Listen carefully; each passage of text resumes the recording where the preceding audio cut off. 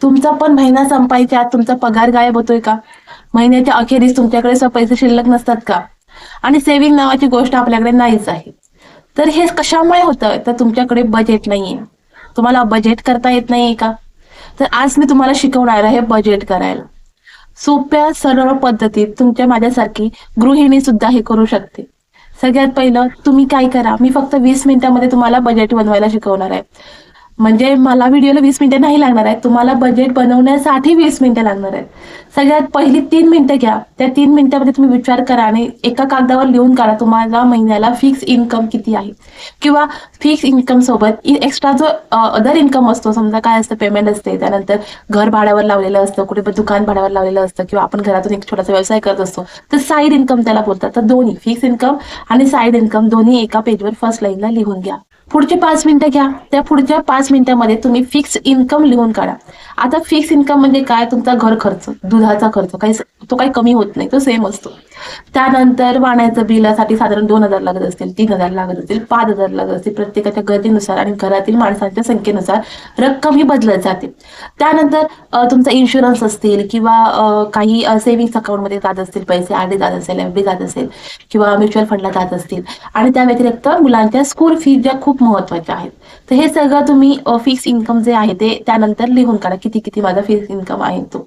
त्यानंतर पुढची 5 मिनिटं, त्या पुढच्या 5 मिनिटांमध्ये तुम्ही एक्स्ट्रा जे मुलांना आवडीसाठी बाहेरून जेवण ऑर्डर करता, किंवा काही खाऊ घेऊन देत असता, तुमच्यासाठी मध्येच मार्केटला फिरायला गेलो तर वडापाव खा, कुठे समोसा खा, कुठे पिझ्झा खा, तर त्यासाठी वेगळा खर्च काय आहे तुम्हाला तो तुम्ही लिहून काढा. 500 रुपये असतील, 1,000 रुपये असतील, 2,000 असतील, 5,000 असतील. तुमच्या खर्च तुम्हाला माहित असेल ना, की मी आठवड्यातून किती वेळा बाहेर फिरायला जातो आणि किती वेळा बाहेरचं खातो, मग तो एक खर्च लिहून काढा. पेट्रोलचा खर्च लिहून काढा. शिवाय एक्स्ट्रा अदर जे खर्च आहेत तुमचे, समजा आता कोण एकादशीची पूजा करत असेल तर त्याचा खर्च काय असेल, किंवा सत्यनारायण घालत असतील महिन्याला त्याचा खर्च काय असेल, किंवा कोणताही सण, आता महिन्याचं कॅलेंडर काढलं तर तुम्हाला कळेल की देवपूजेसाठी किंवा अजून कुठची त्या जर एखादा वेगळा सण आला तर प्रत्येक सणाला आपण वेगवेगळं काहीतरी नवीन खाद्यपदार्थ बनवतो, काहीतरी वेगळे रिच्युअल्स असतात, आपण ते फॉलो करतो. मग त्यासाठी काय खर्च आहे, तो सगळा खर्च 3 नंबरला लिहून काढा तुम्ही. त्यानंतर पुढचे 3 मिनिटं तुम्ही काय करा, तुम्हाला काय सेव्हिंग करता किंवा इन्व्हेस्टमेंट करता तो खर्च लिहून काढा.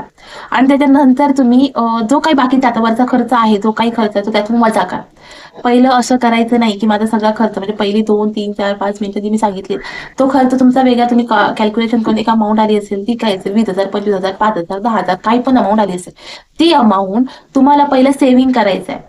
तुमच्या अकाउंटचं जे काही तुमचे सेव्हिंग आहे, इन्व्हेस्टमेंट आहे, पहिलं तुम्हाला वजा काय करायचं आहे, तुमच्या पगारातून सेव्हिंग आणि इन्व्हेस्टमेंट तुमच्या मायनस करून घ्यायची आहे. उरलेल्या रकमेतून जो बाकीचा खर्च आता आपण तो काढलाय तो खर्च वजा करून घ्यायचा आहे. उलट करायचं नाहीये, पगारातून पहिला खर्च वजा करून नंतर इन्व्हेस्टमेंट करायला द्यायचं नाही. तुम्हाला 2,000 रुपये महिन्याला इन्व्हेस्ट करायचे आहेत किंवा 5,000 इन्व्हेस्ट करायचे, तर सगळ्यात पहिलं इन्व्हेस्टमेंट अमाऊंट पगारातून मायनस करून घ्या, आणि त्याच्यानंतर उरलेल्या पैशातूनच तुम्हाला बाकीचा खर्च वजा करून घ्यायचा आहे. त्यानंतर शेवटची 4 मिनिटं, शेवटच्या 4 मिनिटांमध्ये बसायचं आणि स्वतःला सांगायचंय, बाबा मला एक्स्ट्राचं शॉपिंग नाही करायचं, एक्स्ट्राचं फिरायला जायचं नाहीये, एक्स्ट्राचा वायफळ खर्च मला करायचा नाहीये, हे स्वतःच्या मनाला सांगणं जास्त गरजेचं आहे. ते जर तुम्ही केलात ना तर तुमचं महिन्याचं बजेट एकदम मस्त फिक्स बसून जाईल. कारण पहिला तुमचं फिक्स इन्कम तुम्ही काढलं, किती फिक्स इन्कम आहे तो, त्याच्यानंतर तुम्ही काय केलं, तुमची सेव्हिंग इन्व्हेस्टमेंट बाजूला काढून घेतली, त्यातनं उरलेल्या पैशातून काय केलं तुम्ही, बाकीचा खर्च जो काही ग्रॉसरी असते, घरातला खर्च, इतर खर्च, तो मुलांसाठी फिरायला वगैरे जाण्याचा खर्च बाजूला काढला तुम्ही. असं केल्यानंतर तुम्हाला कळेल की तुमच्याकडे किती पैसे तुम्ही पगारात, तुम्हाला 40,000 पगार आहे, 20,000 पगार आहे, त्यातून किती पैसे खर्च होत आहेत, माझ्याकडे शेवटी किती पैसे खर्च राहतात, आणि माझा पैसे कुठे कुठे कुठे खर्च होतो.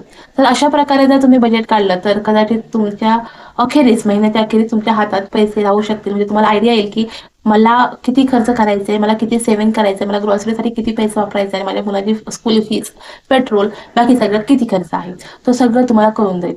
असं करता येत नसेल तर दुसरा असा पर्याय आहे की महिन्याला पगार आला, त्यानंतर पगारात तुम्ही काय करायचं, तुमचं सेव्हिंग आणि इन्व्हेस्टमेंट सगळ्यात पहिली साईडला काढून घ्या.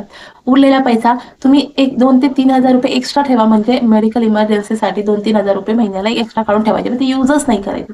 आता उरले किती पैसे, माझ्याकडे समजा 8,000 उरले किंवा 10,000 उरले, 20,000 पकडूया, माझ्याकडे महिन्याला 20,000 शिल्लक राहिले, आठवडे 5 येतात, मग 5 चुक 20, मग वर्ष म्हणजे प्रत्येक आठवड्याला मी 4-4 हजार रुपये खर्च करणार. मग अशा प्रकारे तुम्ही करू शकता की या आठवड्यात किती फक्त 4,000 रुपये आहेत, त्या 4,000तून मला खर्च करायचे आहेत. उलट सेव्हिंग होतील तेवढं बघायचं आहे, खर्च कमीच करायचा आहे. असं तुम्ही 5ही आठवड्यात 4,500 रुपये ठेवू शकता. मग शेवटच्या आठवड्यात 4,000 रुपये तुमच्या शिल्लक राहतील.